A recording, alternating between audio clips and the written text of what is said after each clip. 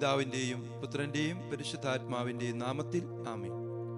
നമുക്ക് പ്രാർത്ഥിക്കാം. സ്വർഗീയ പിതാവേ, ക്രിസ്തുമസിനു വേണ്ടി ഒരുങ്ങുന്ന ഈ ദിവസങ്ങളിൽ കർത്താവിൻ്റെ വലിയ വാഗ്ദാനം, അവിടുത്തെ രക്ഷ കർത്താവെ ഞങ്ങൾ സ്വീകരിക്കാൻ വേണ്ടി ഞങ്ങളുടെ ജീവിതങ്ങളെ തിരുമുമ്പിൽ സമർപ്പിക്കുന്നു.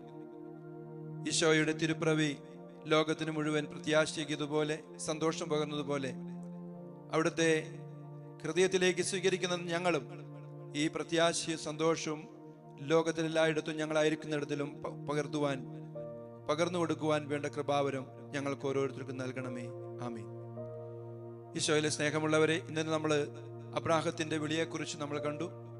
ദൈവം അബ്രാഹത്തെ വിളിച്ച് വാഗ്ദത്ത ദേശത്തേക്ക് നയിച്ചു. അബ്രാഹം ദൈവത്തിന്റെ വാക്ക് കേട്ട് മുന്നോട്ട് പോയി കഴിഞ്ഞപ്പോൾ ദൈവം അബ്രാഹത്തെ അനുഗ്രഹിച്ചു, വലിയൊരു ജനതയാക്കി. അബ്രാഹം ഒരു അനുഗ്രഹമായിട്ട് മാറി. നമ്മളിന്ന് ചിന്തിക്കുന്നത്, ആ ജനത ദൈവത്തെ ഉപേക്ഷിച്ചപ്പോൾ, ദൈവത്തെ മറന്നു കഴിഞ്ഞപ്പോൾ വീണ്ടും ഒരു അടിമത്തത്തിലേക്ക് പോകുന്നുണ്ട്. ഭൗതികമായ ഒരു അടിമത്തം നമ്മൾ കാണുന്നുണ്ട്. 40 വർഷം മരുഭൂമിയിൽ അലഞ്ഞവര് 400 വർഷം ഈജിപ്തിന്റെ അടിമത്തത്തിലേക്കാണ് പോയത്. ഈജിപ്തിന്റെ അടിമത്തത്തില് ഒരുപാട് സഹനങ്ങള്, ഒരുപാട് ജീവിതത്തിൽ ഒരുപാട് ക്ലേശങ്ങൾ അനുഭവിച്ചുകൊണ്ട് ദൈവത്തെ വിളിച്ചു കഴിഞ്ഞപ്പോ ദൈവം അവരെ രക്ഷിക്കാനായിട്ട് തീരുമാനിക്കുകയാണ്. ദൈവം അതിനായിട്ട് മോശയെ തിരഞ്ഞെടുത്തു. നമുക്ക് മോശ ഒരു വിക്കനായിരുന്നു. എങ്കിലും ദൈവം പറയാണ്, ഞാൻ നിന്റെ കൂടെ വരും. മോശ പറഞ്ഞു, കർത്താവേ, ഞാൻ എന്താണ് പറയേണ്ടത്? ഞാൻ നിനക്ക് പറഞ്ഞു തരും പറയേണ്ട കാര്യങ്ങൾ. കർത്താവ് മോശയുടെ കൂടെ തന്നെ പോവുകയാണ്. പ്രിയമുള്ളവരെ, ഈജിപ്ത് എന്ന് പറയുന്നത് പാപത്തിന്റെയും അടിമത്തത്തിന്റെയും ഒരു ഇടമാണ്. എന്നാൽ ഇസ്രായേൽ ദൈവത്തിന്റെ ജനതയാണ്. അതോടൊപ്പം തന്നെ ദൈവം തിരഞ്ഞെടുത്ത ആ മൂശ ദൈവത്തിന്റെ ആ പ്രതിപുരുഷനായി ആ ദൈവജനത്തെ, ആ ഇസ്രായേൽ ജനത്തെ അടിമത്തത്തിന്റെ ഭവനത്തിൽ നിന്നും ആ വാഗ്ദത്ത ദേശത്തേക്ക് നയിക്കുകയാണ്. ക്രിസ്മസിൽ നമ്മൾ കണ്ടുമുട്ടുന്നത് ഈശോ യഥാർത്ഥത്തിലുള്ള ആ രക്ഷകനായിട്ട് മാറുകയാണ്. ഈജിപ്തുകാരുടെ അടിമത്തത്തിൽ നിന്നും ഇസ്രായേൽ ജനം കടന്നു പോകുമ്പോൾ ദൈവം പറയുന്നുണ്ട്, പല പരീക്ഷണങ്ങള്, ക്ലേശങ്ങള് ഒക്കെ ഫറവോയുടെ ജനത്തിന് മേലുണ്ടാക്കുന്നുണ്ട്. പലതരത്തിലുള്ള പരീക്ഷണങ്ങൾ.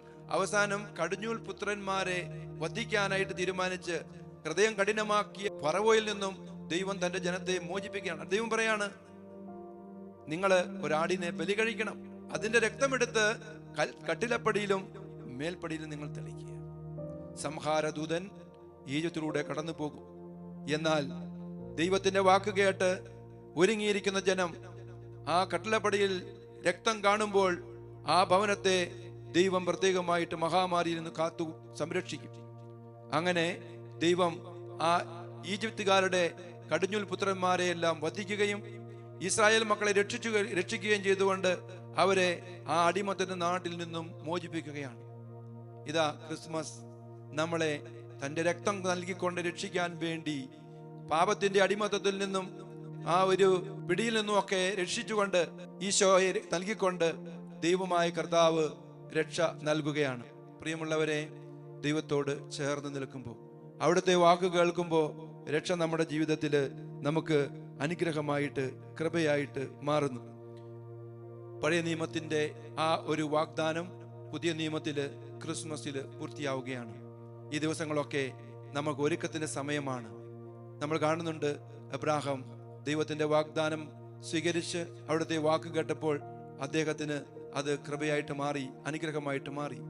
ഇസ്രായേൽ ജനം ദൈവത്തിന്റെ വാക്ക് ധിക്കരിച്ചപ്പോൾ അടിമത്തത്തിലേക്ക് പോയി.